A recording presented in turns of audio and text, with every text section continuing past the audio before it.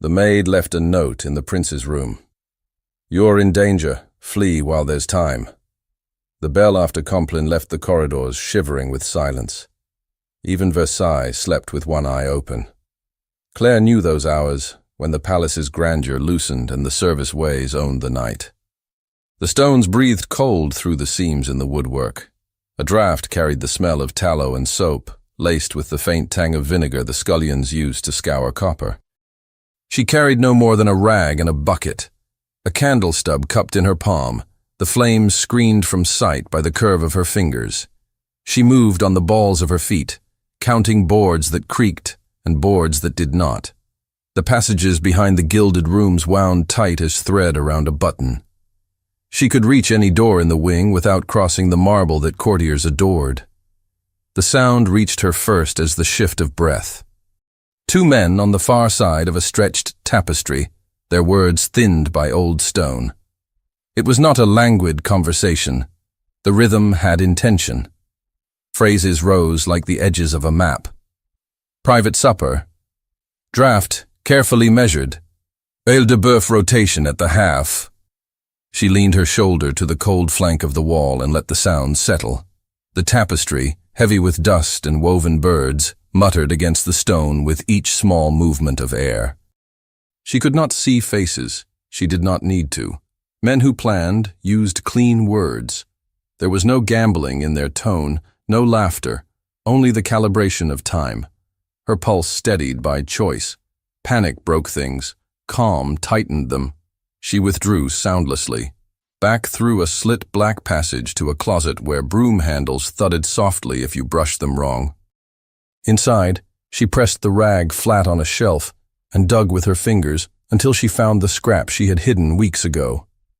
A charred stick, no longer than a thumb, chalky black on skin. On a torn piece of a ruined ledger cover, brown, frayed, smelling of starch, she wrote the only sentence that mattered, each letter forced through the rasp of the paper. "You're in danger. Flee while there's time." No title, no highness, no signature. The letters shook, then steadied. She breathed over it so the dust would settle into the fibers. If she hesitated, she would never move. The candle's flame found her face and doubled in her eyes. That was enough of fear. She took the service stairs two at a time, skirting a landing where the night porter left his stool. The porter snored low, chin to chest. The corridor beyond ran blind until a panel gave into the prince's outer study. The latch at this hour was a fickle mood. Sometimes it caught, sometimes it sulked open. She slid the nail she kept in her apron seam into the gap and lifted. The wooden tongue complained. She stilled and let silence absorb the noise. The breath of the palace returned, a distant tick, a thread of wind. The panel eased. She stepped through the seam into wainscoted dark and shut air behind her back. The study smelled of wax and paper. Moonlight skimmed the instruments on the desk, quill, standish, a blotter stained in the corners where ink had dried in a hurry. The desk itself, heavy and golden, sat like a miniature sun in a room that rejected daylight. The prince's hand had once pressed along its edge as he learned to sign his name. The thought came and went like a cough.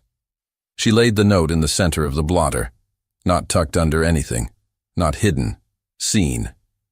The words faced up, a black strip through pale. Her fingers realized what her mind had not. The rough ledger paper caught on the lip of a half-open drawer. A corner tugged back at her. She eased, tried to flatten the page, and felt an edge tear away. The scrap flicked loose, a triangle no larger than a fingernail, and skittered under the curved foot of the desk. She did not chase it. To reach would be to knock the chair, to move the world. She smoothed what lay and wiped her fingertips on her apron. The rag she returned to the bucket. Habit carried cleanliness into danger, because habit was how you survived a palace that noticed lint on the wrong cushion. She retreated as she had come, counting again the boards that would complain, slipping into the maw of the panel before the room remembered it had a door. The panel kissed shut and erased her. She did not go. She stayed in the rib of the wall, in the breath of cold that ran behind wood and paint. A slit cut long ago for maintenance let a blade of light pass between the plaster and the study. It was enough to watch a shadow fall when someone entered. It was enough to hear paper move. If no one came, the message would sit and shrivel like a seed that never found rain. If someone came, the palace would wake. Her lips formed a soundless prayer she no longer attached to saints. Bootsteps in the outer passage approached, slowed, split. One set continued, a servant's shuffle. Another set landed lighter, practiced. The outer door to the study opened with the deference a hinge makes when it has been oiled by a careful hand. He entered without the clamor that precedes kings. The air shifted. The flame of a candle crossed the floor in a shallow arc. He closed the door himself, a small breach of habit, then set the candlestick on the desk and stood still. From the narrow seam, she could see only his sleeve, a glimmer of blue silk, a button snared in light. The room waited for him to breathe. When he did, it sounded like a man collecting his name from where he had put it down. His gaze fell to the paper because anything new in a room is a declaration. He read the line in silence. His hand did not snatch. It hovered. He lifted the note with 2 fingers, and the bottom edge, where the tear had begun, melted away. The tiny triangle slid free from wherever it had hidden and fell with an unshowy whisper, slipping to the floor, then under the desk's carved foot. He crouched, the silk knee whispering against itself. His hand reached under the foot and drew out the stray piece. He held it near the candle. Purple ink rested in the corner of the scrap in the faint crescent of an old stamp, one she knew too well from months of inventory. Linen room, the smear of authority that lived on every ledger page they turned. His jaw tightened. Not rage, recognition. He turned the note over. He looked at the desk as if trying to ask it whether it had invited this intruder. He did not call for a crowd. He set the scrap beneath the note and passed his thumb lightly along the torn edge, aligning what could not be mended. He rang for no one. He crossed to the door, opened it with soft caution, and sent a whisper along the corridor that traveled quickly and without ceremony. A word to a man who knew how to move a guard a pace or two without changing the world. Nothing more.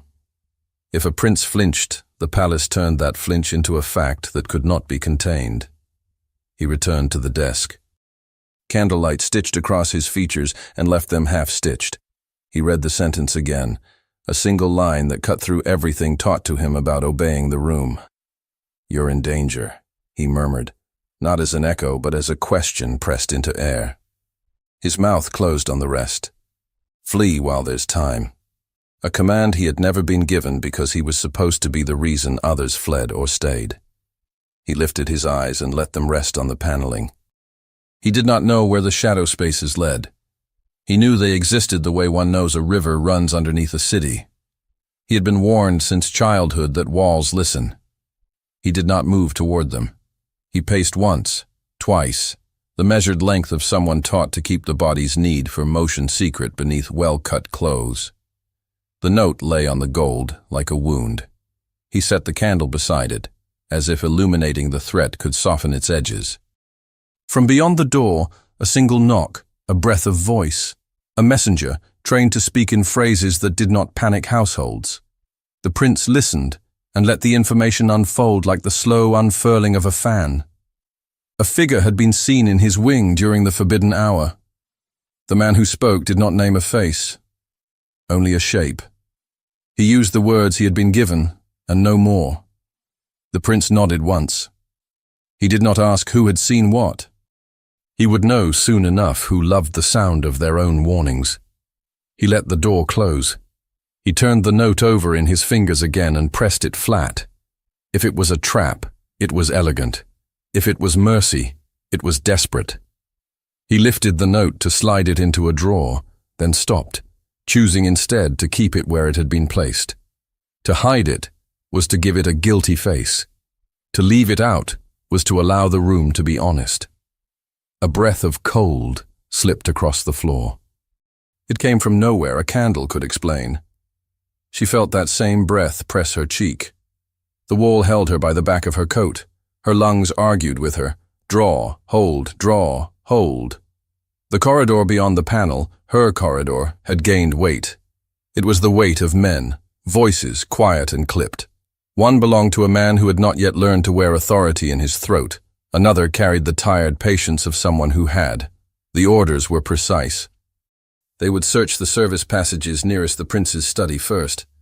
The words carried across the wood like the scrape of a blade. She zipped herself into stillness. To run would be to announce the existence of a place to run to. The panel at her back had a give to it. People had used it recently. Dust lifted in a faint taste of chalk. She pressed 2 fingers to the seam where the light slid in and felt the edge tremble as footsteps stamped the other side. "Here," a voice said, too near. The latch that held the panel in its frame wore the scars of old hands. It also bore a trick. If the wood swelled with damp, the catch snagged and refused to yield without a nudge. Her palm found that bite mark. She pressed her weight against it, balancing between giving way and holding. If she fought too hard, the wood would creak. If she yielded too soon, she would lose cover. Time slowed until it thickened. The torchlight on the other side of the wood blurred and sharpened through the slit. She saw the gleam of iron spearheads. She smelled the oil in the leather. One boot scuffed in impatience. Another tapped a measured rhythm against necessity. A knuckle knocked wood. She did not move. Perhaps it was a test. Perhaps it was courtesy extended to a door considered noble, even in the bowels of the wall. "Lift," someone whispered. The latch rattled, and then, for a breath, stopped. The quiet that followed was louder than the movement had been. She thought of her mother bending over a basin, wrists red from rinsing. She thought of the ledger where her name had been written on her first day, set among columns of linen counts and household ephemera. She thought of the prince's face, which she had only ever seen at a distance, and how he had left rooms as if they had held more of him than he could afford to leave behind. Her shoulder burned. She could not tell whether she held the panel or the panel held her. On the other side of the study, the prince registered motion in his peripheral vision.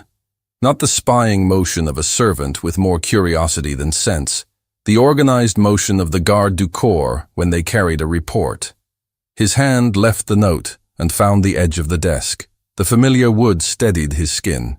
The officer who entered wore duty like a second coat. He bowed no deeper than necessary, his eyes taking a quick inventory that included the candle, the note, and the tightened line of the prince's mouth. He shut the door with the discretion of a man who knew what walls could repeat. "Highness," he said, with the smallest nod. "A figure was seen in your wing." "Where?" the prince asked, and the word had more weight than its size. "In the passage near the lesser study." The patrols marked fresh air from an inner seam. The prince did not allow triumph or fear to color his tone. "You are searching." "We are, Highness. We begin where such seams are nearest." The prince considered the officer's face, looking for the way men concealed eagerness to please behind protocol. He found only the ancient habit of a soldier, carefully avoiding any thought that would force him to lie. "Proceed," he said. "Quietly. Wake no one who need not wake." A pause emptied the space between them, of everything except breath. The officer glanced, again without indulging curiosity, at the paper on the desk. He did not ask. He would not be invited. He bowed and left. The prince closed the door himself and stood in the center of the room. He did not pace now. He listened. He heard, through layers of wood and plaster, the faint complaint of a latch under pressure. The palace had a language, taught to him by years of nothing ever being truly private. Tonight it spoke. "Whoever you are," he said softly, not raising his voice enough to carry beyond the door, "you are either my death or my chance." The words surprised him with their honesty. He had not meant to make an admission to the dark. He moved to the paneling and laid flat a palm. He could not feel her through the wood. He felt only splinters and the muscle strain he used to keep his hand from trembling. He stepped back to the desk, returned the note to the center of the blotter, and took up the candlestick. He lifted it a fraction higher. Light seeped around corners that usually kept to shadow. If someone emerged into the room, he would meet them with flame and a name.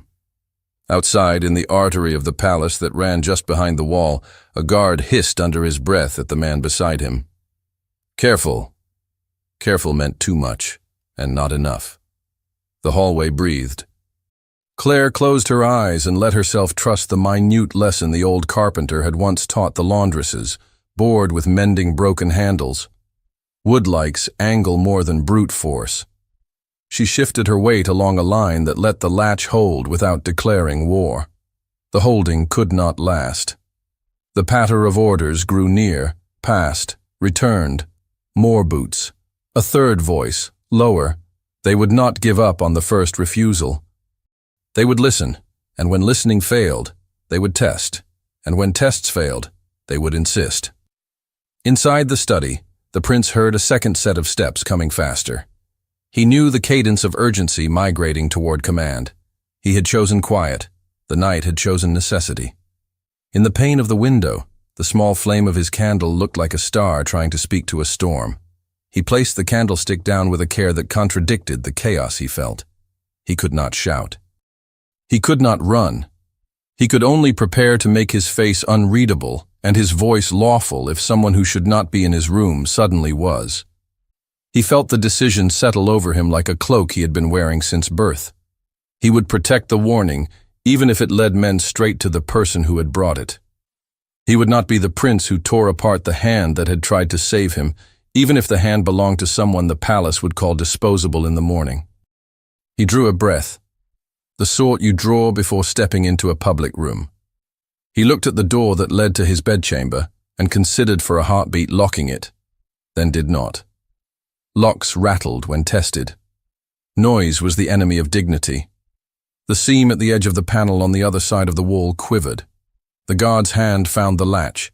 The wood gave a fraction and held, then gave a whisper more. Metal kissed air. Torchlight widened along the invisible joint and slid across the scuffed boards of the concealed passage, turning dust into gold for a heartbeat before it burned it out. Claire's fingers slipped on the worn ridge of the catch. Her shoe pressed into splintered wood.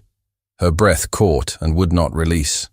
The hidden panel eased open on its concealed hinge, and the gleam of a pike tip entered the dark, stopping inches from the hem of her skirt. The pike tip hovered in a tight circle of torchlight. It stopped so close to Claire's hem that a single ash fleck might have bridged the gap. The guard's breath reached her first, lathered with oil and garlic, then the murmur of a second man behind him. "See there?" "Dust," the other said, low. "Or someone clever." The metal nudged forward. It touched nothing but the chill that lives behind walls. Claire pressed her spine into stone. Linen against plaster. Her hands flattened over the latch that had betrayed and saved her in the same heartbeat. She counted, not as a servant, but as someone keeping time with danger. 1, 2, 3. The torch moved. Light widened over the rough boards of the secret passage. Dust turned bright, then fell like snow. A boot creaked, leather bending. The pike withdrew an inch. The guard leaned in and let the beam rake the narrow space. A spider's thread trembled like a wire. "Shall we open it?" "Not wide," the older voice answered. "We keep it quiet. His Highness asked for quiet." They respected quiet the way soldiers respect a loaded weapon. The younger man lifted the panel a finger more. The hinge took it as a sigh. Claire's toes touched the edge of a knot in the wood. She placed her weight there because knots do not complain. If she shifted wrong, the pike would find cloth, and cloth would betray flesh. If she held too long, her calf would shake and her shoe would rasp the floor. Every choice had a sound. A third voice, distant along the passage, whispered a name she did not know and a warning she understood. Footsteps. Move. The pike drew back. The panel eased inward, then halted, as if remembering itself. The guard let the wood rest against the pull of her hand without grasping that he was not the only force holding it. "Close it," the older voice said. "We take the next seam." If there's a shadow, it will run. The panel settled. The metal tip vanished. The torch walked away, stamping light onto the ribs of the corridor until distance swallowed it. Only the cool draft remained, licking at her shoes like a cat. Claire stood very still, then counted again to be sure stillness had taken. 1, 2, 10. She breathed, small. Her palms peeled from the wood with a soft stick. Her fingers tingled. She did not trust her knees. She eased backward along the passage, skimming the wall with her skirt to erase her shape. At the junction, she took the branch that led away from the prince's study, away from the men who knew how to look into darkness and find fear. Silence in a palace is never empty. It is a held breath. It is the weight of people in other rooms pretending to sleep. She slid down the service stair like rain, 1 step per heartbeat, to the floor where the laundry sat warm and blind. In the laundry, the air smelled of damp linen and lye. A woman's snore came and went like surf behind a half-closed door.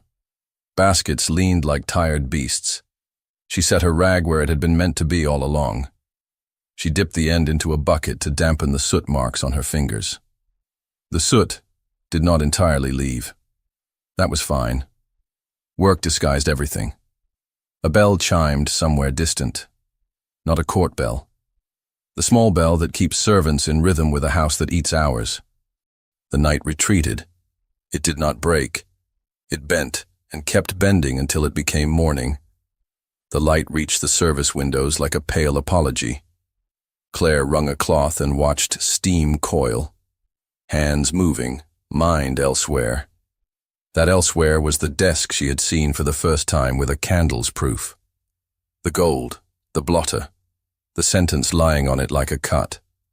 She had touched something forbidden. She had left behind a mark she had not meant to leave. The purple stamp on a torn corner. Linen room. She could feel the stamp on her tongue like a sour. Nothing in her workday could alter that. Only labor. Only precision. She made herself useful. Useful people are ignored. Durée. The steward's voice found her as surely as a hook finds a loop. He approached with a ledger held up like a shield. The ledger had the weight of authority, but its pages were not heavy. They lay thin as skin. Your route, he said. Hunt for dust, not for trouble. Yes, monsieur. You were seen on the higher landing last night. The chief dislikes silhouettes where they should not be. Deliveries were late, she said, choosing a truth that could be true. I returned the cloths. The stair is the shortest. His eyes measured her face for the trick inside her words. He liked catching tricks. It gave form to his day. You did not return cloths to the prince's study? No, she said. I do not clean the study. He waited to see if she would say more. She did not. He twitched the ledger closed. Mind your napkins. The dinner is formal tonight. Her heart slid once against her ribs. Formal meant a longer line of eyes, more hands, more places to hide a danger. She bowed her head and moved on. The palace was awake. Powder drifted through air that was never fresh. The great clock ticked. An army of feet tramped silence into order. She threaded the garde-à-manger first. Cold clung to the slabs. Glass jars winked in neat rows. On the center table, cloths had been laid for the trimming of fruits. Lemons rolled under a cook's palm, bruising oil and scent into fingers. Beside the basket sat an opaque bottle hooded with cloth. Its cap bore a seal pressed deep into wax. She lifted the corner of the cloth an inch, enough to see the seal, then let it fall. The physician's mark, the private stores, not the usual suite. A chalk line ticked across the board near the bottle. A mark the steward made when something should be carried upward later. It was white, like bone. Claire did not stare. Staring gets noticed. She memorized the curve of the chalk. She memorized the way the bottle's neck had a chip like a tooth. Move along, the steward said behind her, not unkindly. Not kind. She nodded and moved. In the bakery, someone laughed too softly. Flour hung in the air like dawn. A footman leaned his hip against a table and looked at no one. His other hand touched another hand. The exchange was quick and stupid. Coins clicked. A small folded scrap traveled from palm to cuff. "Not here," a voice muttered. The footman smiled with his eyes, not his mouth, and turned his back to knead gossip into dough. His cuffs were clean. He should not have clean cuffs. Claire took a breath laced with yeast and heat and swallowed it as if it could calm hunger. She did not have the luxury of pausing long enough to decide whether what she had seen mattered. Everything mattered. Nothing did until it struck. She made her way to the cabinets where napkins were counted, folded, and folded again until they obeyed. The linen's surface was smooth as thinking. She chose one at random, then rejected randomness. She chose the napkin that would go to the prince's place. The steward liked symmetry. The steward liked sameness. But the steward also liked marking things. That chalk line next to the bottle would have its mirror somewhere in the choreography of table setting. She took a thread from her pocket. Blue. Not bright. A forgetting blue. She worried it into the hem of the napkin with 2 small stitches at the back of a corner. Invisible, if you were not searching for it. Obvious if you were. It would let her know which setting was meant to be his. The thread felt like treason. The action felt like breathing. Outside, a corridor flooded with the tide of the levee. Backs straightened because backs must. Shoes scuffed into velvet. Servants bowed to coats, and coats pretended not to see servants. Only to see a servant is to admit you are balanced on them. Claire kept to her line and did not lift her head unless duty demanded. She passed the antechamber of the prince's rooms during the hour when attendants shifted like benches at mass. She let her eyes widen a fraction because there were changes there. A Swiss guard stood 1 pace nearer than usual. A footman from the other wing had been called to replace the sleepy one, whose body could be counted on to betray him at the wrong hour. The chamberlain, roused before he wished, yawned behind elegant fingers and counted keys twice. The palace stitched itself thicker when threatened. It never pulled thread. It added layers. She did not slow. Slowing invites questions. She carried her stack of napkins as if they were the only thing in the world that required arms. She reached the small room where sideboards were staged before the evening meal. Private kitchen beyond. Silver domes stacked like moons awaiting their turn. The cupbearer rehearsed his steps with a flagon in each hand, water in one, wine in the other. Rehearsal was not for show. Rehearsal prevented spill, stain, shame. "Careful with the stemware," he said to no one and everyone. "Cut crystal chips if you look at it wrong." His glance skated over Claire and did not land. She preferred glances that skimmed. She set the napkins in their stack. She moved aside to allow a boy to pass with a tray of lemons. The bottle with the physician's seal had moved too. It now sat near a sink, cloth still hooding it, close enough to be called on, far enough not to attract idle fingers. The chalk mark on the board next to it had been erased and redrawn. Someone had thought about it. A voice, light, oily with courtesy, drifted from the doorway to the private kitchen. "The physician's parcel came late. We hold it for the prince's table." Claire had never heard the maître d'hôtel sound quite like that. His sentences usually had ends. These ones slid away. "Is there a need?" another voice asked. "Only instructions." Only instructions. Words that could carry anything inside them. Claire swallowed and dared nothing. She arranged the cutlery in the order that makes men feel important. The day wore itself thin, then thickened again as candles were brought and flint struck and tiny suns woke in their cups of glass. The dinner hour came with predictable glory. Wax light made mirrors alive. The room shook with controlled radiance. The long cloth on the table fell without a wrinkle. She took her place behind a gilded screen at the edge of the prince's dining room. Her job would be to hand towels, to catch what must not hit the carpet, to be present without being present. The screen carved grape leaves with humorless joy. Between its vines she could see. Her eyes went first to the blue thread napkin. It lay precisely where it should. At the prince's place, the corner tucked just so, the two invisible stitches hidden in shadow, a dot of thread in a sea of white. He entered with the kind of silence that is not silence. His steps were the measure his tutors had beaten into him. He greeted what must be greeted. He placed his hand where a hand must lie. He sat when the room demanded he sit. She watched his face from his side. He had slept, or he had practiced looking like a man who had slept. The space around his mouth bore no trace of a night's strain.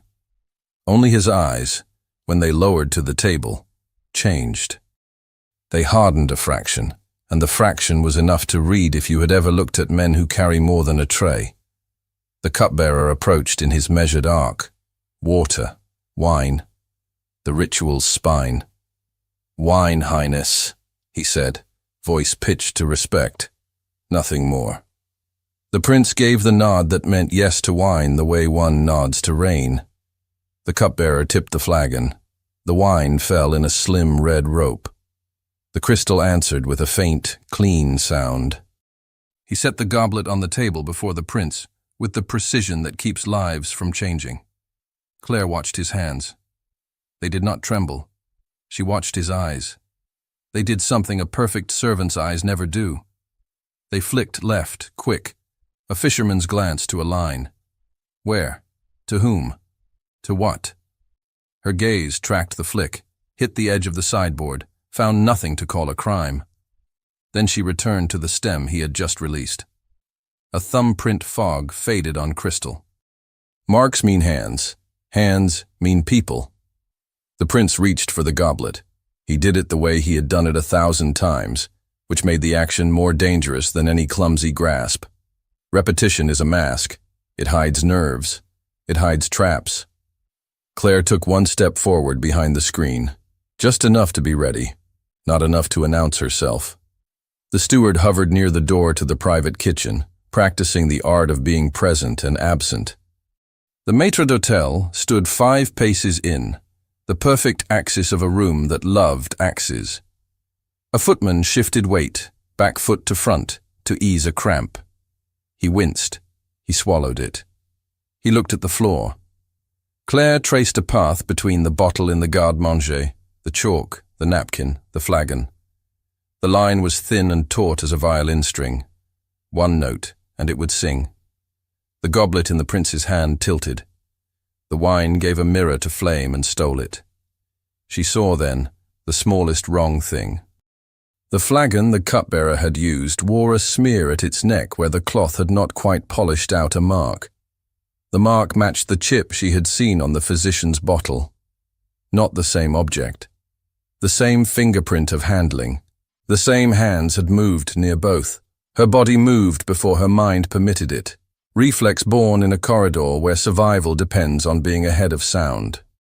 She stepped out from behind the screen, not with a rush that would break the room, but with the speed of a servant correcting a fold.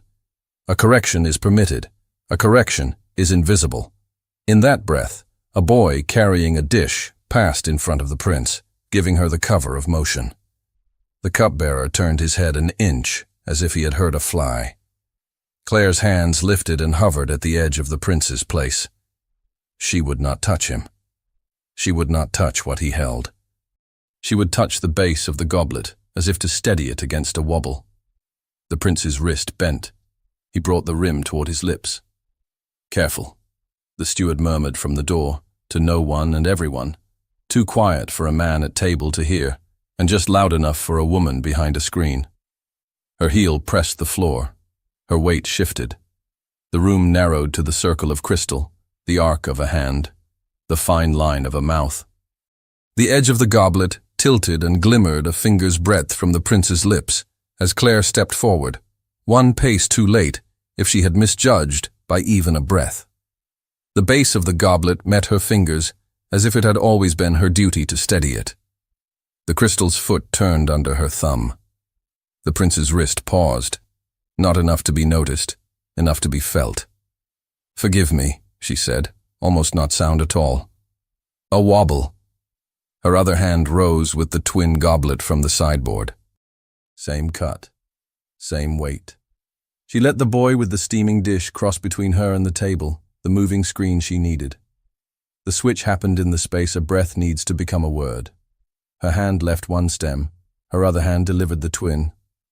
The room did not gasp. It did not know to gasp. The prince set the goblet down a fraction too carefully, as if something in him understood that any haste would tear a veil. His eyes dropped to the scratch at the base, an old mark that told him he held a glass from a set he trusted for its history, if not its contents. He did not drink. Neither did he let not drinking become a spectacle. 2 seats down, a visiting lord lifted his glass without a thought. He had been talking. Men who talk forget to look. His laugh finished the sentence he had been shaping and spilled into the rim. He drank, refilled his mouth with words, and swallowed both. Claire withdrew to the shadow of the vine-carved screen. Her palms stung where they had touched cold. The cupbearer's gaze flicked again, the fisherman's glance that returns to the line when the float moves. He saw nothing to be called error. He saw everything he was paid to ignore. The steward near the private kitchen narrowed his eyes a hair's breadth toward the space where a maid had not been 5 seconds before. He licked his lips. He turned back to the door. A dinner survives by pretending it is always under control. Conversation swelled over the table. Wax wept a clean thread. Silver lifted and set.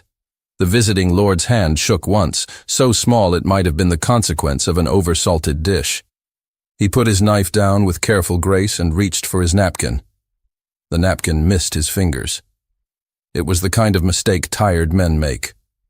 The physician was always somewhere nearby when the court ate. Not because illness loved ceremony, though it did, but because men loved being seen to be cared for. A boy was sent. The boy returned with a man whose face had learned to say reassurance. The physician looked at the lord's pupils, set 2 fingers against his wrist, then let his assistant, young, quick, lift the visiting lord's glass with the cool politeness that claims competence. "Too warm," the physician said to comfort the room.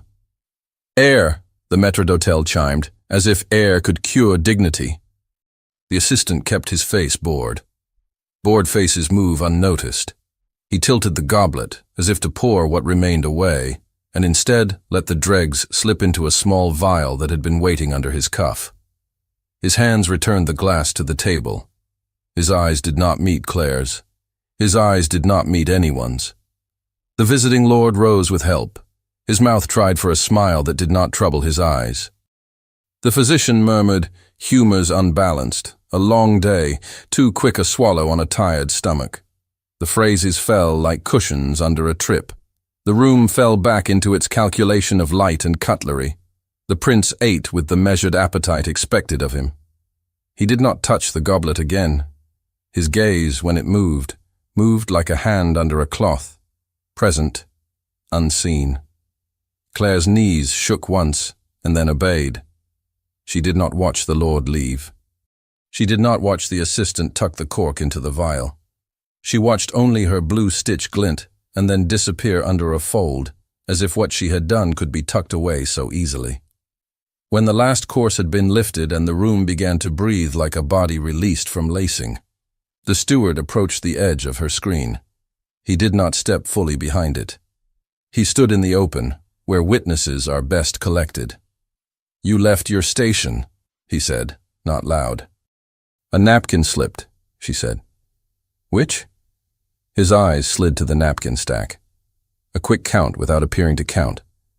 "By the 4th place," she said. It was the truth's cousin. He held her a moment longer on the hook of his attention, and then let her down. "Do not be seen solving problems," he murmured. "The court dislikes seeing how its elegance is made." She nodded and lowered her gaze, then raised it once with careful precision.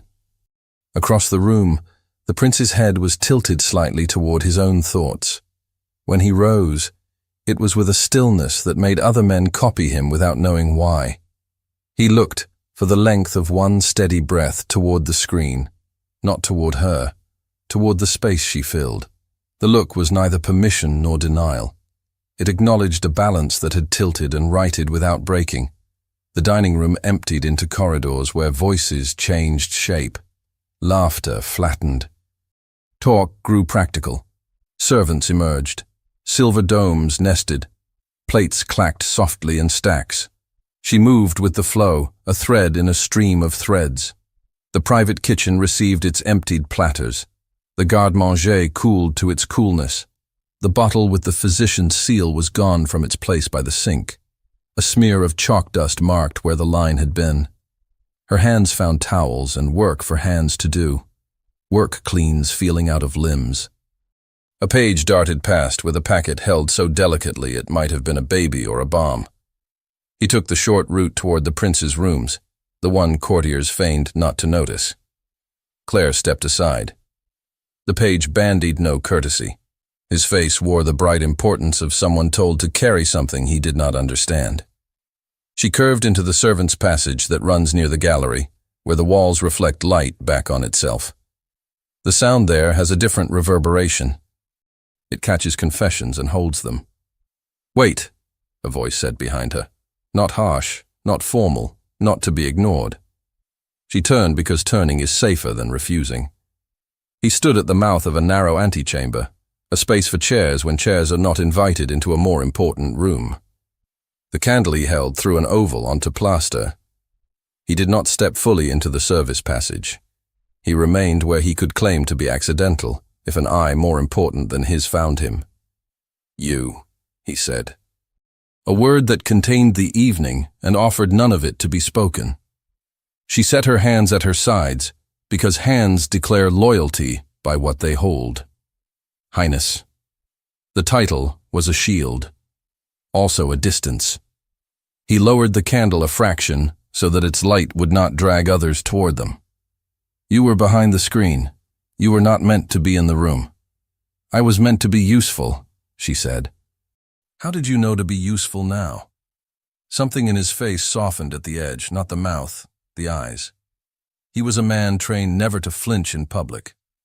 Small shifts betrayed when a man has found a private question he fears he must ask. "The bottle," she said. "In the cold room.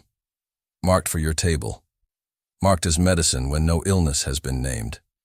Medicine can be wine," he said, the ghost of a courtly smile making fun of itself. "Medicine can be powder," she answered quick. "Wine carries powder where it is told." He weighed her not for defiance but for sense. "You saw?" "I saw hands," she said, "and chalk dust, and a neck with a chip. Enough." "Names," he said, soft as breath on glass. Her throat tightened. "Names are currency in a place that taxes the poor in secrets. I have none to offer that would buy us safety." He looked past her to the passage's dark. He did not pretend he could protect every poor person in a palace built to glut itself. He had learned what protection costs. "Why warn me?" he asked. The question could have been accusation. It was not. It was wonder wrapped in duty. "Because you breathe," she said, and then shook her head at her own audacity. "Because a wall should not choose who walks away from it." The candle hissed where a drop of wax met the side. "You understand that if you are wrong," he said, the line between each word straight as the crease in his sleeve, "it becomes treason." "If I am right," she said, "it becomes something else." He let silence lie between them until it folded into the rhythm of the house. Then he stepped back, easing himself into rule. "Return to your station," he said, because he must say it. "Do nothing that would bind us to a story we cannot finish." "We are already bound," she said, so low he could pretend he had not heard. He watched her long enough to learn her face, not its prettiness or lack of it, its resolve, its fear's neatness. He put that learning where he kept things he could not trust others to remember for him. "Go," he said, and she went. He remained until the corridor emptied of all but breath. Then he tamped the candle's wick with a practiced pinch and moved toward his rooms with a tread that carried him as if he were always making an entrance even when he wanted to disappear. The outer chamber held a valet who had perfected the art of being at hand without being a hand. The man made to speak. The prince stopped him with a look that broke no agreement and made none, It simply asked for a pause in the world. "The physician," he said, "send his assistant to the outer antechamber. Tell him nothing more than that he is summoned." The valet bowed into action. In the small waiting room where courtiers sit when they are not worth upholstery, the assistant arrived with his face fixed in that pleasant blankness that can mean anything. He held nothing. Empty hands soothe rulers. The prince entered and did not sit. He let the door close with the same quiet the guard had used on the hidden panel earlier. No noise to draw eyes that would repeat what they heard. "You collected the remainder," the prince said. "There was little to collect," the assistant replied. The lord drank as if to please a room. The prince studied the man's features for the flicker of vanity that comes with a secret. He found only a professional's pride. "Do you carry it?" The assistant slipped a vial from his sleeve. Clear glass, a ghost of color inside. He did not extend it fully into the prince's hand. He held it so the prince must take it by the neck, so that none of the liquid would warm from another person's touch. "A trace," the assistant said, as one might remark on the weather. "Do you name it?" The assistant's mouth tightened, then relaxed. "Not here, not without instruments. It carries a scent of bitter almond. That scent lies sometimes. It can be laurel water in the wrong mouth." The prince nodded once. The assistant understood that his prudence had been received as loyalty. He bowed and departed by the longer way, so that anyone who needed to see him leave would have time to decide the errand had been innocent. Left alone, the prince held the vial up to candlelight. The liquid made a thin lens over the glass. He turned it. It clung. He placed it beside the note still on his desk. The two objects glared at each other, warning and proof. He returned the torn scrap to his fingers. The purple stamp winked like a bruise. Who would have thought to use the linen room's stubs as a library of paper? Whoever had warned him had known how to move unseen where more important feet never imagined space existed. The guard's report of a figure in his wing returned to him like thunder belated. He pictured boots, a pike, torchlight edging a seam. If they had found a maid in a wall, the story would already be running through rooms like a contagion. No story had come. That meant the men had found dust and chosen quiet. His request for quiet had been honored. He would remember that, and the men who had honored it. A knock, light and almost cheerful, pecked at the outer door. The prince did not call. The door opened a sliver, permission smuggled past etiquette by long practice.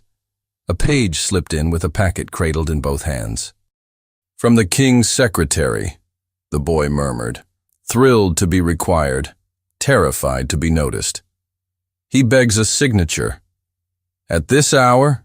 the prince asked mildly. "The secretary's desk never sleeps," the boy said, the sort of line only children can deliver without sounding like a fool. The prince relieved the packet of its burden.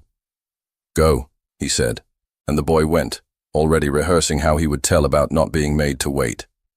The paper wore cheapness like a disguise. It should have been on the heavy stock the secretary loved. He slit the wrapping with the careful fingernail kings learn early not to break until witnessed. Inside, an envelope sealed in dark wax. The impression molded into the seal carried a familiar wound. A small nick at the rim of a signet, the memory of a mishap during a tour in youth. He had laughed at that nick then. He had known he could always recognize it in crowds of red wax. The superscription was not to him. It carried, in an imitation of the secretary's formal hand, the name of a captain of the Swiss Guard. The letter nested inside might have found its proper owner if the page had not been instructed to place it on the wrong desk, or the right one, depending on what story was being written around him. He did not call for anyone to witness his breach of an envelope not addressed to him. He pressed his thumb against the wax's nick and let it crack. The page within bore a simple cipher. The kind old mentors teach students to keep them from being fools. Each alternate letter belonged to another sentence. Reading down and then back made meaning. He crossed the lines with his eyes. The message rose like stitching, an arrangement for the next public ball. The door at the southern end would be undermanned. The captain would allow a group of masked gentlemen to pass under color of charity. A hand signal, a fan moved in a certain way, would mark the moment the prince stood at the right edge of the floor. The timing would be exact, the gap an act of courtesy to guests who would not like to be kept waiting. No names, no threats, only logistics. The kind of letter that proves nothing until it is held next to a night where a goblet is steadied and a lord fails not to tremble. He turned the sheet and saw in the footer a flourish he knew. Not the secretary's. The curl of a D that always made too much of itself. The language of a man who believed even his pen made music. The room tilted an inch. He sat because the body advises the mind when thought rules too long. He let the nothing in him look for excuses. The signet could be stolen. The hand could be forged. The kindness could be mischief. Perhaps the Duke meant a test. Perhaps. He could not unsee the wax's nick. He could not forget the warmth in the voice that had taught him which ministers to trust when he had barely known how to trust his own steps. He could not ignore the way loyal men sometimes make themselves tyrants in the name of service. The note on the desk made a quiet argument for believing the invisible. The vial made a quiet argument for believing the worst. The letter made no argument. It simply laid its parts in a row and waited for a finger to trace them. He aligned the torn linen room stamp with the bottom of the warning. He placed the vial above it. He set the letter, open, to the right. He liked his chaos catalogued.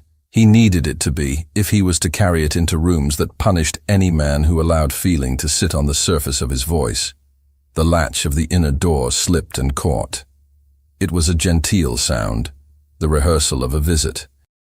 He lifted his head and saw the silhouette he had been taught by years of tutelage to recognize by outline alone. Candle or no candle. The man always entered as if admit is a word that applies only to others. He stepped into the light with hands composed and face settled into paternal calm. His gaze dropped, as any intelligent gaze would, to the desk. The note, the torn scrap, the vial, the open letter with its broken seal. His eyes rose to the prince's, and he reached back without turning his head to close the door from the inside, shutting them into a room where the air knew too much. The door clicked, not loud, final. The Duke let his glove rest a heartbeat on the panel, as if to reassure the wood of his gentleness. He crossed the room with the same unhurried grace that had once steadied a boy through 100 firsts. His eyes took in the objects on the desk as one might note the weather.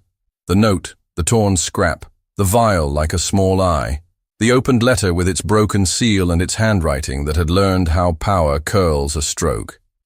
"My dear," he said, voice softened as if they were back in the old library where he had corrected the prince's Greek. "You look drawn." "Do I?" the prince answered. He kept his hands open on the desk, claiming nothing, hiding nothing. The candle made both men's faces landscapes of light and discipline. The Duke's gaze touched the wax nick in the seal and did not pretend not to recognize it. It swept to the vial and did not linger. It returned to the prince with a calm that would have soothed a wilder heart. "This is an unfriendly arrangement of objects." "It is that," the prince said. "So you have been warned," the Duke murmured. "By someone fond of melodrama, and by someone with a gift for delivery to the wrong door." "The letter's door was not wrong," the prince said. "It reached the desk of the man most in danger of it." "Then we agree," the Duke said gently. "You must not be in danger." Silence adjusted its weight. The Duke did not step closer. He knew how distance confers benevolence. "You are not a boy at a fencing lesson anymore. You will not be fooled by a carnival trick. The court feeds on theater. One learns to tame it with a little theater of one's own." "A test, then?" the prince said. "A measure," the Duke replied. The word came like a bomb. Others will move because men with bright blood like to move. One arranges a harmless intrusion. One watches one's guards. One notes who speaks well, who falters. You learn which boards creak. It is how we preserve you for the long labor. "A harmless intrusion," the prince repeated. with men carrying canes heavy enough to matter. Props, the Duke said, a smile in the voice, not on the mouth. You see props in every hand once you have learned to play. You must, however, play. To flinch is to teach wolves their lesson too well. The prince studied the man who had taught him to marshal his features until they marched. The Duke's eyes were not cruel. They were certain. Certainty can be more dangerous than malice. The ball is a crowded classroom, the Duke continued low. Let the drill proceed. Reassure the court with your lightness. If someone stumbles, his glance flicked toward the vial and away, we will have learned what we needed to learn without frightening anyone important. Important, the prince said without inflection. The idea, not the person, the Duke said quickly. Important to the idea of the crown we serve. Service. The old word, buffed to a shine by generations. The prince let it sit between them. He touched the open letter with 2 fingers, flattening a corner that did not need flattening. Then we are agreed, he said, tone even. We will conduct a lesson. I suppose I must attend it well. The Duke inclined his head, as if the exchange had been about music for the evening. You have your mother's steadiness. Use it tonight. There is a reason we trained you never to hurry your gaze. And if someone in the orchestra plays off the page, the prince asked. Then we will change the page, the Duke said. He moved back toward the door with the same careful confidence. Rest now. Wear the color that lifts your skin. It reassures fools. And be seen speaking amiably to the captain. He is too literal to understand that he's being given a holiday. He opened the door no wider than the width of his body and slid out, leaving the room to its objects and their dangerous alignment. The prince stood in the small, deflated silence that follows the exit of a presence that once filled most of a life. He did not touch the letter again. He did not pour away the vial. He folded the warning note, not to hide it, but to keep it from the candle's drip. He rang for no one, then rang once, quietly, for a man he knew would knock twice and wait without impatience. The loyal equerry entered with a bow that respected both forms and the hour. The prince raised a hand to spare him speech. You will take a word to 3 men, he said. No more. They have names only we speak when needed. You will say the southern door needs watching, not by lords in lace, by hands that know how to hold without being seen. They will look for a cane that weighs too much. They will watch for a fan raised too deliberately. And they will not draw attention unless there is a need to. The equerry allowed his eyes to flick once to the items on the desk and away. It will be done. The physician's assistant will be within reach, the prince added. Not front and center, within reach. And the captain? The equerry asked. The question packed into itself a decade of frustrations trailing that officious man's wake. Let him obey the instructions he has been given, the prince said. We will see which instructions he thinks hold priority in his moral order. The equerry sank backward, silent, into the corridor, and took the message without the weight showing as it changed his spine. When the room was his again, the prince stood in the middle of it and breathed until his chest found the rhythm he had learned in hunting fields years ago. Slow in, slower out. He set the signet with the nick inside a drawer, not out of grief, out of tidiness. He adjusted his cuff. He left the chamber without the flurry of attendants that marked a sovereign's dramatic departures, and walked to the long mirror where a valet waited with fine indifference and clever fingers. Blue, the prince said softly. The one that offends no one. The valet understood exactly what color requires to be noticed enough to be remembered and not so much as to be remarked upon. He brought the coat, the clean linen, the small loop of ribbon at the shoulder where ceremony likes to hang justification. By the hour when mirrors multiply candles into false day, the Galerie des Glaces flowed with people. Silk collided with brocade and pretended not to. Powder gave the air flavor. The floor had been polished to a treachery the young admired and older men respected. The musicians tuned quietly, aware that music exists in a court at the mercy of conversation. Claire reached the southern end before the worst of the press. Duty had been a passport. She carried a tray of glasses as if the tray had written her a letter of introduction. A place at the sideboard had been noted by the steward with a flick of a pen. There was nothing to see here. A maid arranging crystal by height and cut. A maid counting twice. A maid using breath to banish a fleck. Her eyes were elsewhere. The door she could see from her station was not the grand one. It was the polite door people of rank affected to prefer when making a point of not needing to be announced.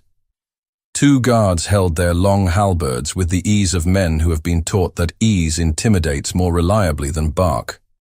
The captain of the Swiss was there, sweat drying under his wig, lips pressed into what he thought a line of command.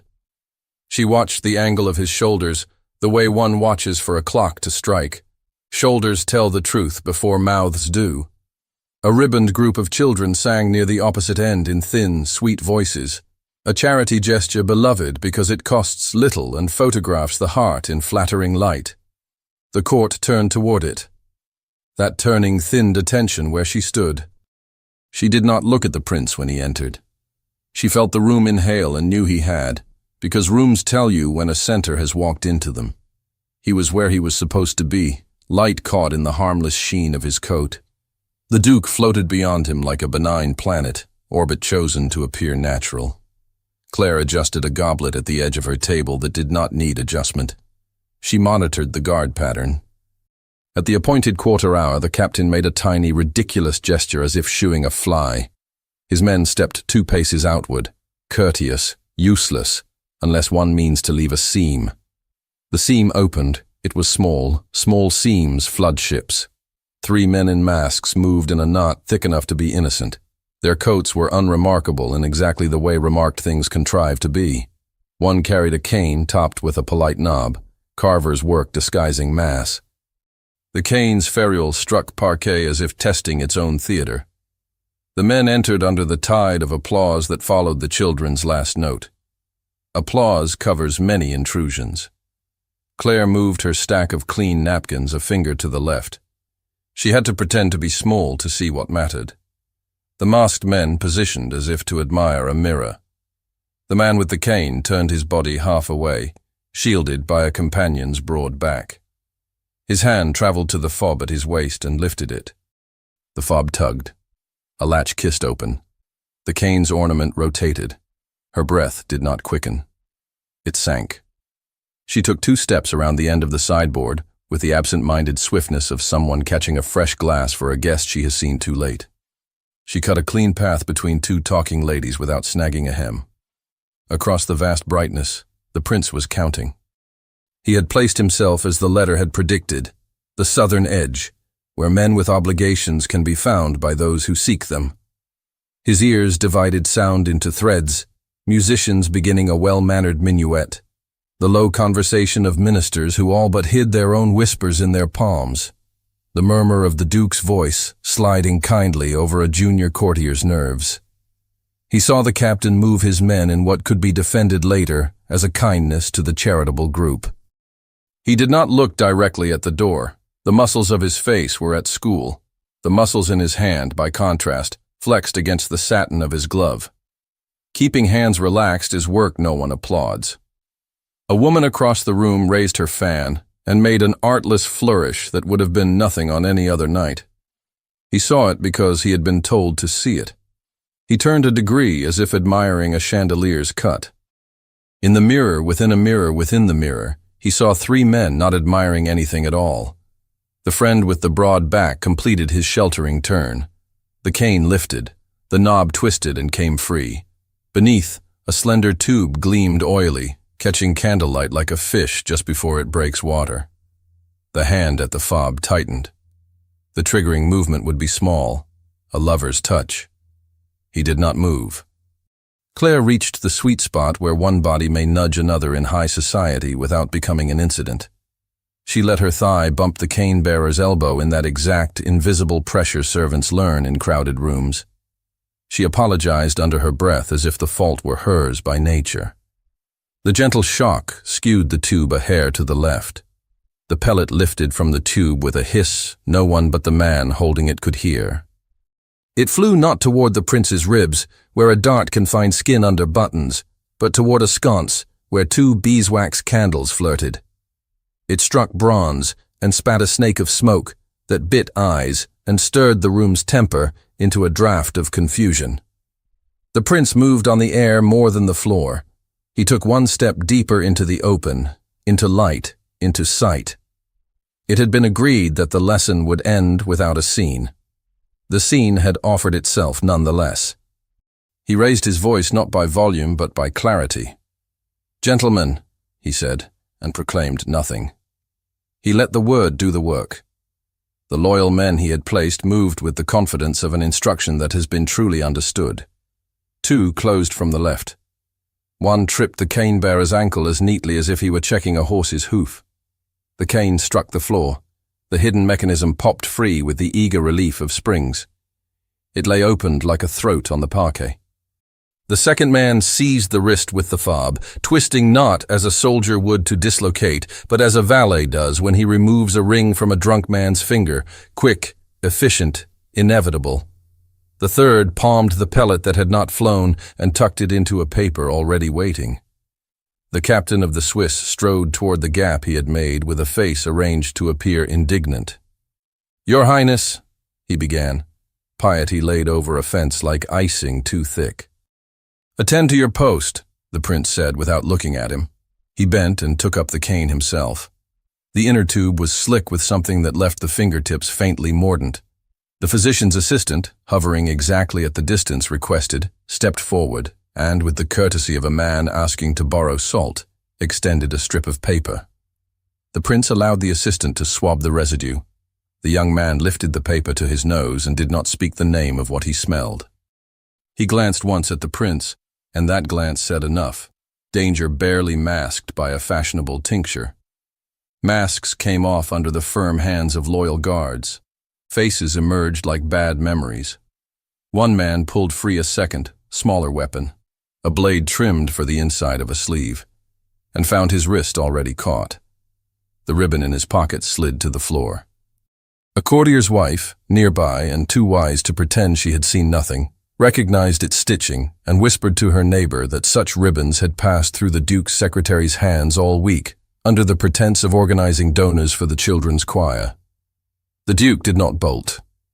He moved forward with serene authority and opened his mouth to write the narrative that would be easier on certain men's throats. "Your Highness," he said, a touch of grief in the address. "This is the risk when we bring the city into our pure rooms. A prank, a foolishness, encouraged by some impetuous wit.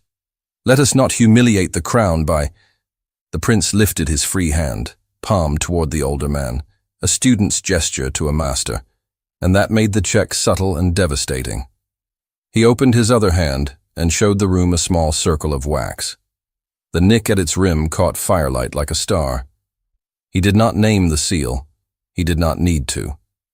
Men look at exposed objects as they look at exposed shame, quickly and with memory. A murmur rose. It was not a mob sound. It was the quiet violence of reordering. Ministers moved in, not at the king's waving. No waving was needed for this. They had been summoned by the room's change of temperature. Their faces were not animated. They were composed. One took custody of the cane with careful fingers. Another gathered the ribbons.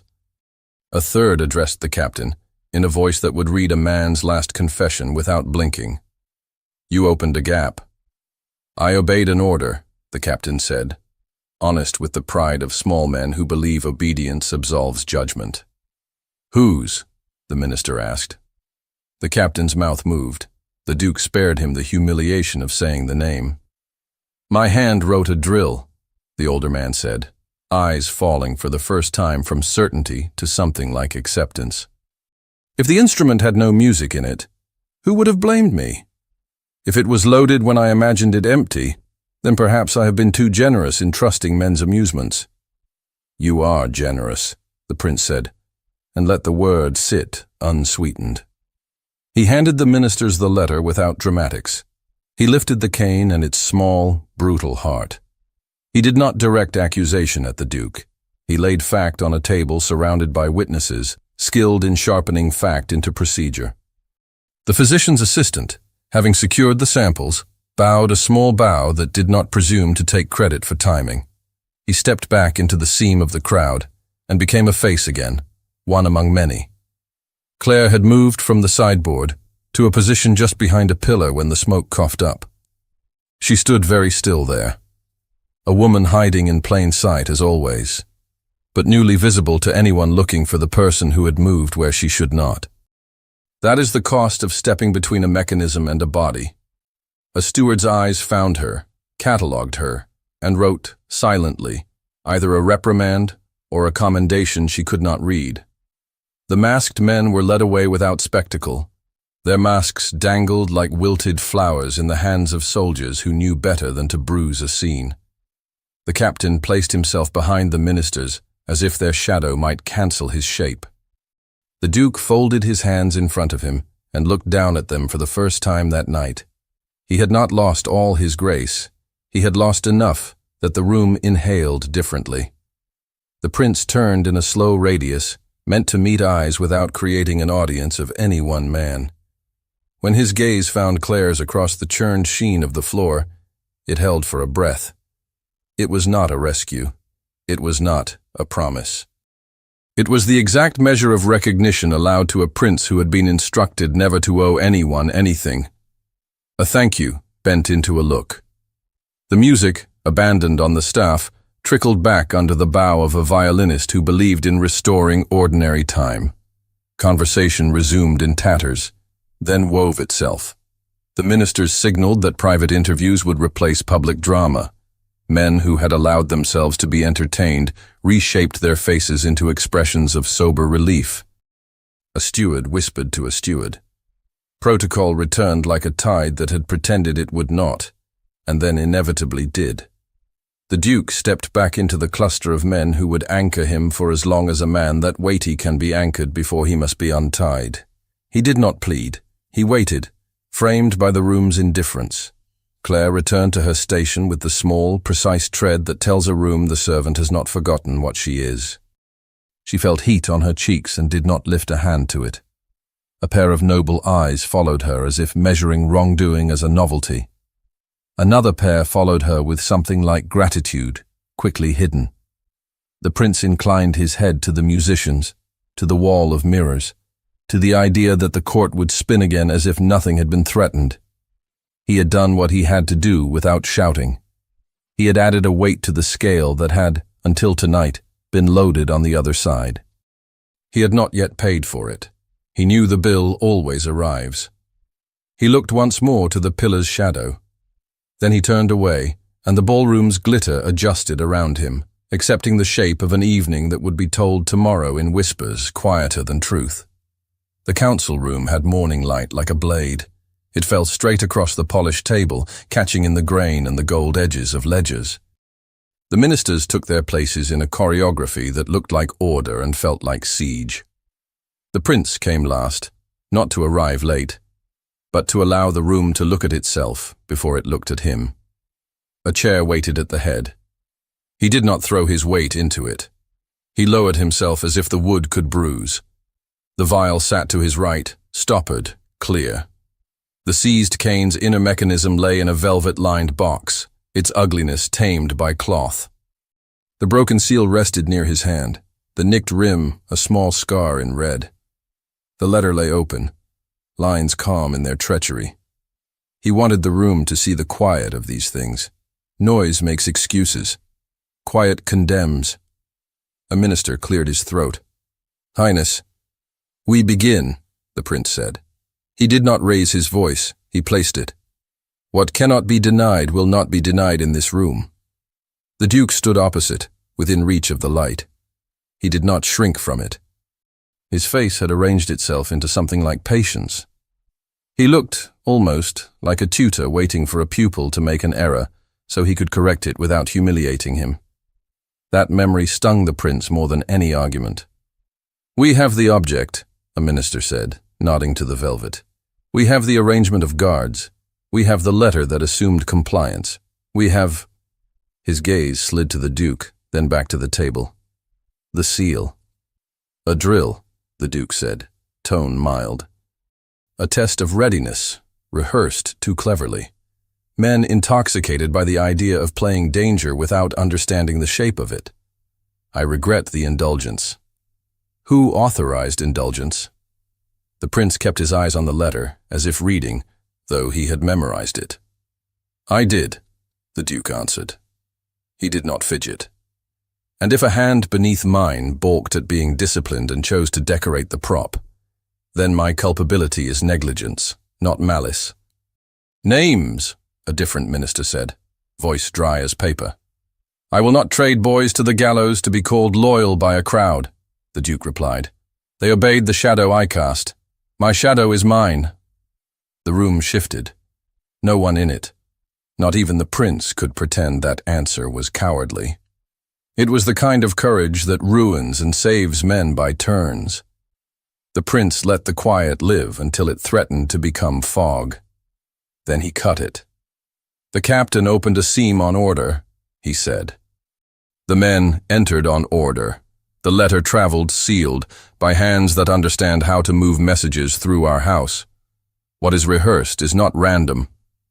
A minister, older, who had watched kings grow and lose their tempers, placed his fingertips together. The crown cannot be seen to eat its own heart in public, he said. But the crown must be seen to have a heart. The prince turned his head a fraction and met the older man's eyes. Then we will do both. A clerk brought forward a paper already drawn. Not verdict, process. Words like examine, confine, review. The ink still glistened.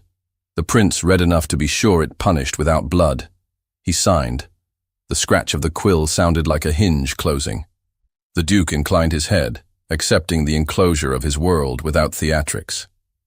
I am at the crown's disposal, he said. I have always been. The phrasing tucked itself under the prince's ribs. He remembered a boy who had believed that meant safety. He set the quill down with care. You are confined to your apartments, he said. Your papers will be examined. Your secretary will be questioned at length. You will not write letters tonight. The Duke's mouth softened a breath. Tonight is a poor night for eloquence, he said.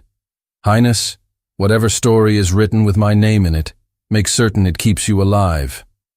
The prince did not answer aloud.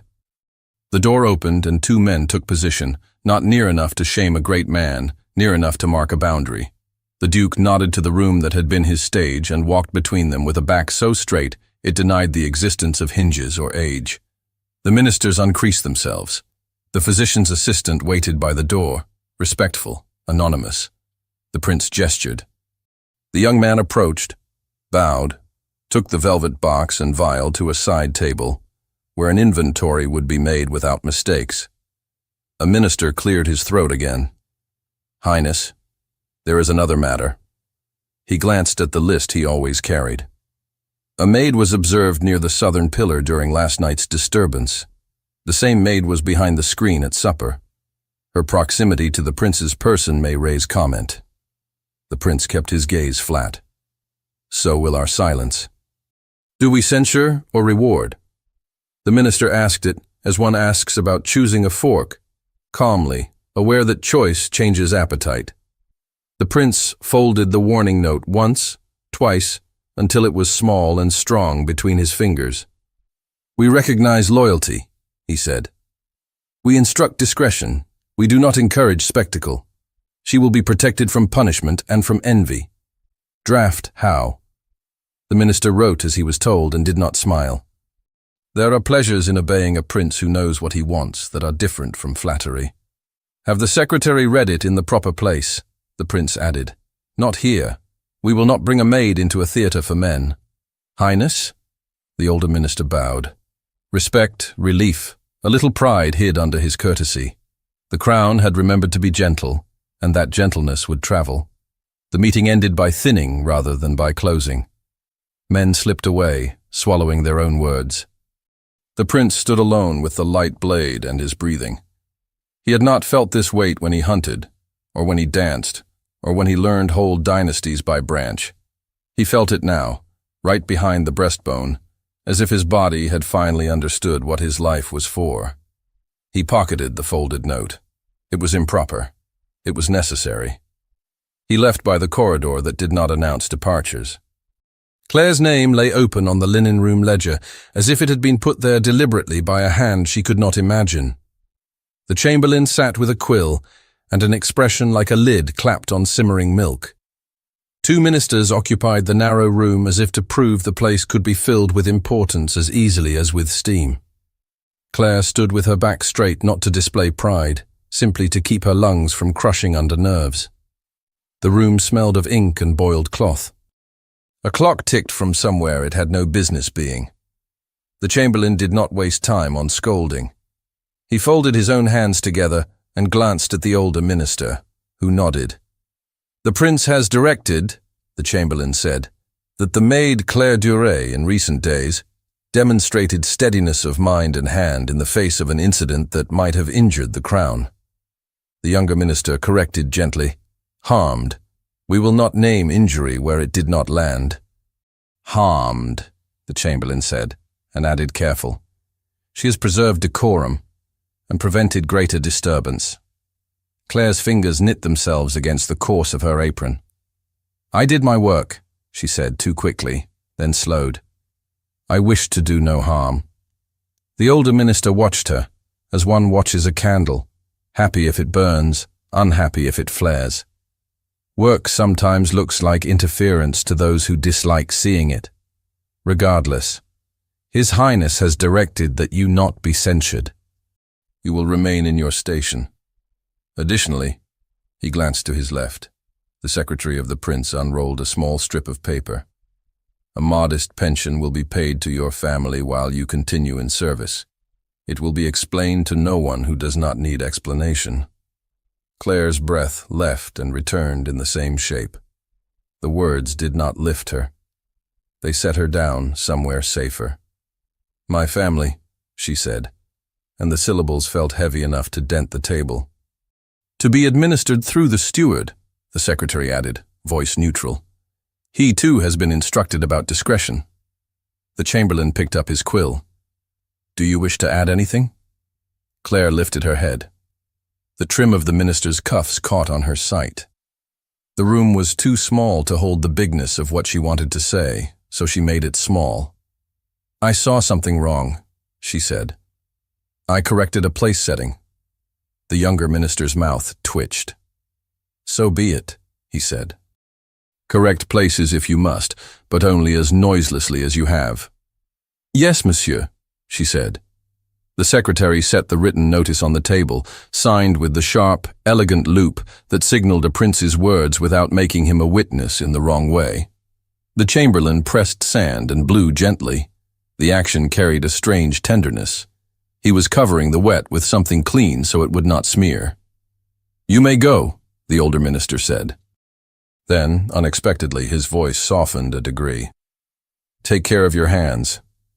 Claire nodded and left, because to remain would invite a meaning no one could survive. The corridor beyond felt brighter than it had an hour ago. She crossed it with the firm tread of someone pretending she had not been changed. Her path took her past the antechamber where the valet leaned by habit. The man gave her a look that was almost a smile, and then buried it. In Versailles, kindness survives by masquerading as indifference. She delivered towels to a sideboard, checked a key, counted the napkins folded by a girl who hummed because she did not know fear yet. She found herself standing near the mouth of the long gallery, at the hour when light turns white as milk and softens lines without asking permission.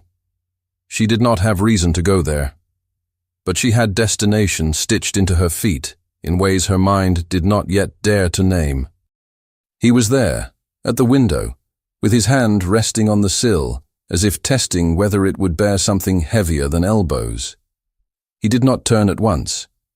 People whose lives are used as mirrors learn to ration their faces. When he did, the light took the shadows out of him and left the outline of a man who had slept no more than she had, and hid it better. She stopped 3 paces away. Any closer, and the walls would insist on seeing. Any farther, and the moment would fall apart. "Highness," she said. The word came out clear, small, like a glass set down without a click. "Claire," he said. Her name in his mouth altered air. It was a quiet risk. To be called by name is to be made particular. Particularity is dangerous in a palace that loves categories more than truths. He placed something on the ledge between them, not in his palm, on the stone, where neutrality can be claimed later. The paper lay folded square, worn thin at the edges, the charcoal letters softened by skin and time. The note had lived on his desk, under his hand, alive as a tether. Now it rested in the light like a relic of a minor saint. He did not push it toward her. He left it there as if anyone passing could take it. That was the privacy of their public. She looked at it and felt the burn under her collar, where fear and resolve had lived all night. She did not ask, "Is it mine?" She had given it. Gifts lose their names when they do their work. Yet he was returning it, not as property, as testimony. Why? Her voice dropped to fit the gap between his breath and hers. "So you will not forget that it mattered," he said. "And because I cannot forget who wrote it." Her hand lifted and stopped. She let it hover above the square as if heat radiated. The words were still the words. "You're in danger. Flee while there's time." The sentence had become a different order, live differently. He had obeyed. He was obeying now, in a way none of his tutors had taught. "You could have called it insolence," she said. "I could have," he said. "I will not." They stood with the paper between them the way two people stand with water between banks. Not frozen, not fordable, with a decision lodged under the surface. "Your ministers," she said, because there were always men. "They will say it is wrong to honor a maid." "They already said more difficult things in a softer voice," he answered. "I told them a truth their mouths can carry." "And what truth carries us?" Her mouth had gone dry. It forced candor. He looked past her to where the gallery swallowed distance. Then he returned and chose a place just above her left shoulder to anchor his calm. "That you did what I have been taught to fear," he said, "and because of it, I am more myself than I was yesterday." She could not laugh. Laughter would break. She let breath out through her nose and felt it blossom into warmth she could not hide. "I cannot keep this where anyone might find it," she said, practical as a basket. "Then keep it where no one looks who does not love you," he said. And the sentence dared too much because love has gravity.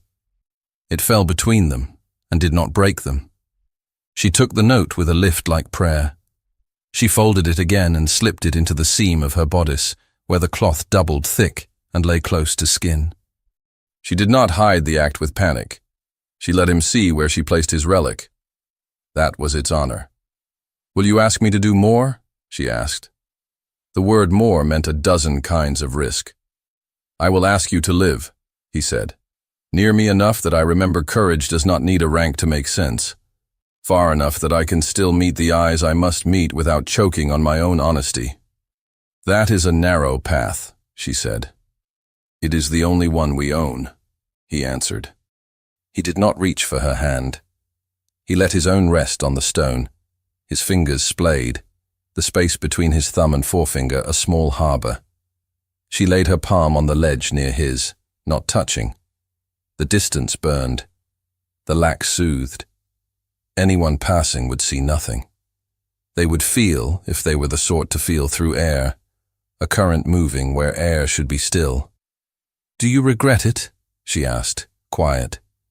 "Any of it, the cost." He let the corners of his mouth tip toward the thought of a smile. "I regret every lesson that taught me to pretend this is not the right cost," he said. "I do not regret paying." A page ran past the gallery's far end, chasing some errand that would become a story in his own small life. The sound of his shoes blew past them and was gone. The prince's eyes softened. There, the thaw only private light conjures. "They will expect me at noon," he said, as if naming an obstacle were also naming a way around it. "I will walk now, as I always do, and they will join me when they remember I exist. And I will carry towels," she said, "and bread, and other people's secrets." He let out a breath that was almost a laugh and not quite. "Carry mine too, if you can bear them." "I carry what I must," she said, "and I set down what would drown me." "Do not drown," he said, and the plea escaped the cage of his role. It flashed bare and was tucked away again so quickly even the walls might have missed it. "I am better at floating than I look," she said.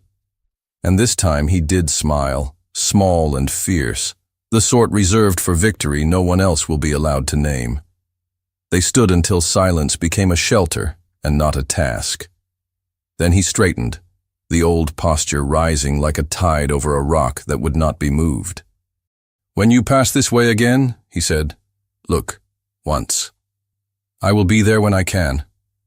Not out of hunger, out of gratitude that does not diminish." She nodded. "I will look," she said.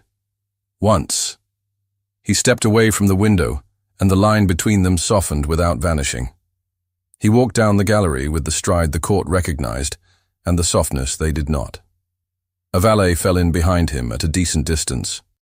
The air closed over his body the way water does when a boat cuts it, leaving a wake you can barely see unless you know the river's habits. Claire remained. She touched the seam at her bodice where the note warmed against skin. Then she moved, because movement is safety, and let her feet find the path that returned her to the work that keeps a palace breathing. On the stair a steward paused, as if to call her name, then decided against it. He nodded instead, the kind of nod a man gives to a thing he plans to remember later and cannot yet name. In the linen room, the ledger still lay open. Her name, written in ink by another, had transformed a little in the last hour. It rose from the page like a stitched word, no longer flat. She dipped a cloth, wrung it, and a thin line of water fell into the bucket like a string of silver. In his chamber the prince lifted a small wooden box from a shelf and placed the signet ring with the nick inside. He set the box not in a drawer to be forgotten, but on the desk where other artifacts of his boyhood lived for now. A ribbon from a hunt, a quill chewed to ruin a decade ago. He closed the lid gently. He did not lock it. He did not say farewell aloud. A valet came with a list in his hand. The prince took it and folded it once without reading. "Later," he said. The word did not crack. It arranged time around itself. He crossed to the window and looked at the garden's winter geometry. The paths made a kind of permission. He imagined, for the space of a breath, walking them without attendants. Then he turned, not to indulge fantasy, but to carry something real into rooms that call themselves real and are not. The physician's assistant knocked at the outer door, a report tucked under his arm. The prince received it, skimmed the clipped lines that named compound and concentration without flourish, and set it aside with a nod. The world would dress the truth in the clothes of procedure. He had learned to love procedure for how it can hold feeling without spilling it. He left the room. The gallery met him again, a long echo of light. His eyes went to the window ledge before he could stop them. No paper lay there now. Only stone, sun, dust caught in slant. He smiled to himself because he knew exactly where the paper had gone. Claire stepped into the small yard behind the kitchens to draw breath cold enough to make her teeth ache. Frost had sketched itself on a bucket left in shade, a lace no hand could copy. She touched it with a fingertip and watched it melt. She laughed once softly into her own chest. Joy can be quiet and still be joy. The bell rang for tasks that never end. She went toward it with a heart that no longer braced against every corner. The palace had not changed, but it had shifted its weight on its bones. She felt the difference in the way the walls behaved when she slipped past them. Their listening had become less cruel, or perhaps she had become less afraid of being heard. The note pressed against her, not as a warning now, but as a vow. And when she crossed the mouth of the gallery at the next hour, she obeyed what they had agreed, and looked, once. Thank you so much for listening to this story all the way to the end. We hope it moved you as much as it moved us while telling it. We'd love to hear your thoughts. Leave us a comment telling us where you're listening from and what you liked the most. Rate this story from 0 to 10. What score would you give it? If you enjoyed this story, don't forget to subscribe to the channel and leave a like as a show of support. That really motivates us to keep creating and sharing more stories full of emotion and life lessons. And before we go, we want to remind you that an exciting and heartwarming story recommendation will appear on the final screen. If you'd like to enjoy it, just click on the video. Thank you once again for being here, and we'll see you in the next story.